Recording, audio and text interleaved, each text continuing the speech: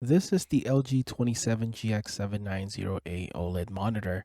It's one of the fastest OLED gaming monitor you can purchase right now. It is a 27-inch 1440p OLED monitor with a whopping 480Hz refresh rate. It has a very nice design on the monitor. It's got this extremely thin bezels. Not particularly a big fan of the silver reflective design under the panel, and also not a big fan of the monitor legs. I highly recommend getting a quality monitor arm if you decide to buy this monitor. This monitor has 0.03 milliseconds response time for zero delay. It also has this MLA Plus tech, and compared to the previous 240Hz OLED monitor I tried, this is definitely brighter, which is a plus. I use this monitor with 100% brightness and peak brightness set to low, and if that's not enough, you can set it to high. You also get features that you might need, such as adaptive sync, G-Sync, FreeSync, and 24-inch mode. Some safety features such as OLED screen move and screen cleaning, which takes about 10 to 15 minutes to complete, which helps with preventing burn. And it also comes with a DisplayPort 2.1, but it's only UHBR 13.5 and not UHBR 20, so keep that in mind. This video is just me sharing my experience with the monitor, and I'm going to give you things I like and dislike about this monitor. This is not a sponsored video either, and I paid for this monitor with my own money. I decided to make a video of this monitor instead of my other OLED, the PG27A QDP, because this is the most affordable out of all the 480Hz OLED monitors in the market. I paid about $610 for this monitor, and I see some people claiming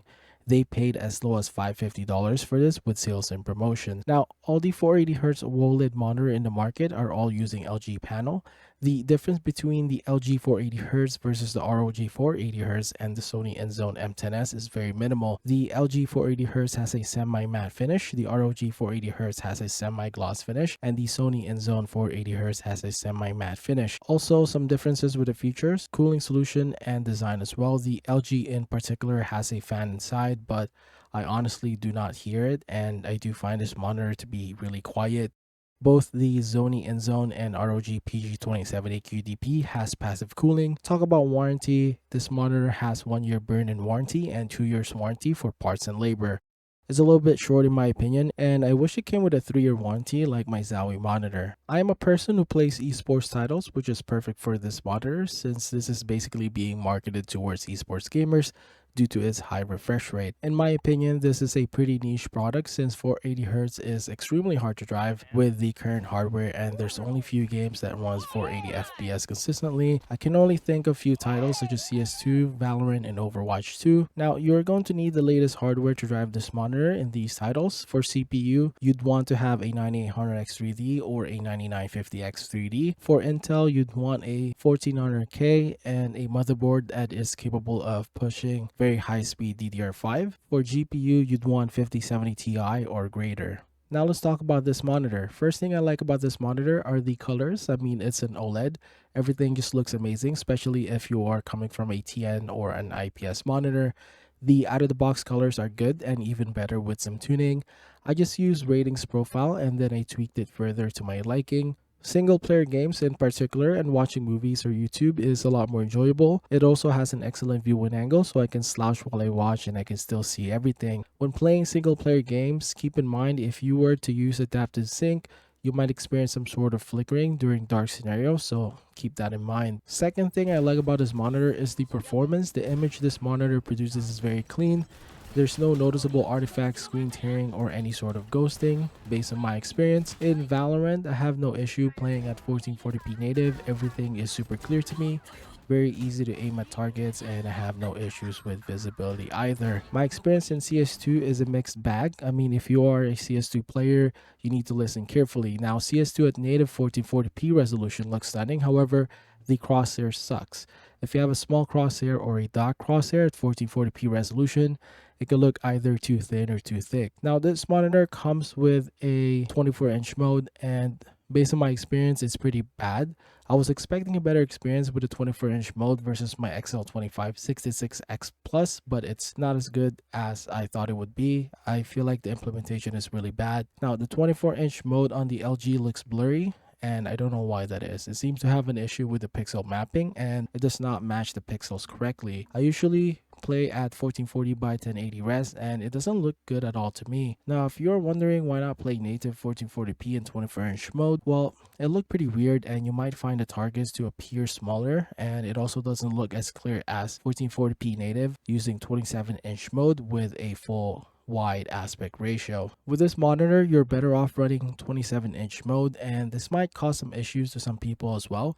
You guys already know CS2 players are a bunch of sweats. At the very least, it doesn't seem to affect my aim going from 24-inch to 27-inch, so that one is not an issue. One thing that might be an issue though is the 27-inch itself. I myself couldn't get used to this monitor size, and I just feel like it's a bit too big most of the time. Playing other games such as Dota 2, I do find it very exhausting versus my 24-inch monitor, and I feel like I'm moving my mouse a lot more and I have to cover a larger area than usual. I'd also like to add that this monitor makes me dizzy for some reason. I even turned down the contrast and sharpness and it did help a little. In my opinion, using this monitor for a very long time just makes my eye feel really tired. One advantage of this monitor though is that the long range duels feel so much easier because the target in my screen appears clear versus my TN monitor. I feel a lot more comfortable fighting someone far away from me because I can actually see what I'm shooting at from a distance. Now if you're an aspiring CS2 talent, you're better off sticking with the Zowie monitors since you want to play on the same monitor they used in LAN so that you don't have any adjustments and you'd feel like you're at home. Now for tracking games like Apex Legends, I did enjoy this monitor.